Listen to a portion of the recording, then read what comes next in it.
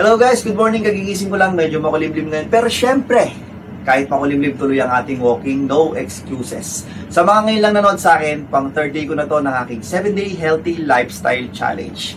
Time check guys, it's already 6:48 AM. Bago tayo mag-walking, magtitimbang muna ako. So, timbang muna tayo guys. So, yan yung ating timbang ngayon, pang day 3. So yun guys, nandito na ako, medyo malapit sa Save More. Umaambon ngayon, umaambon ng bon, pero syempre walang makakapigil sa atin. Yan guys, dami kong kasabay nag-walking oh. Sobrang ganda kasi ng benepisyo ng pag-walking guys. Yan, malapit na tayo sa dulo. Yan yung pinakadulo ng nilalakaran ko. Dun banda yung palabas na ng subdivision. Sobrang ganda ng spot dito guys. Yan. Naalala ko nung pumunta kami ni wifey sa Singapore. Pag nagpupunta kami sa forest.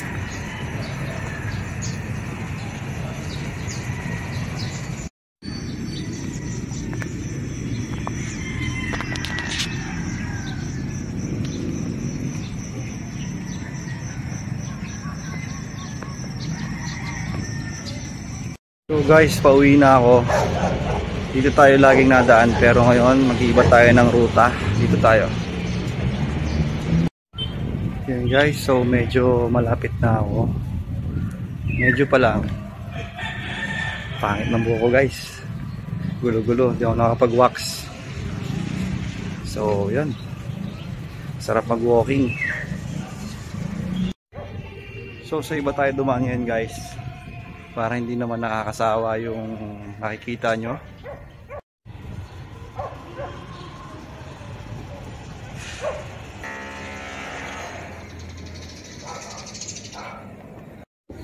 So dito na ulit ako sa bahay guys.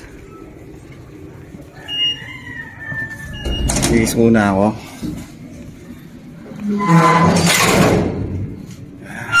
Grabe, kakapagod.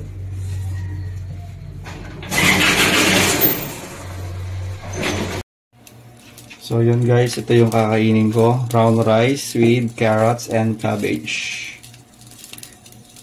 Tapos, sprayan natin ng olive oil para hindi manikip. Hindi natin nilagyan ng salt yan guys, as I promised.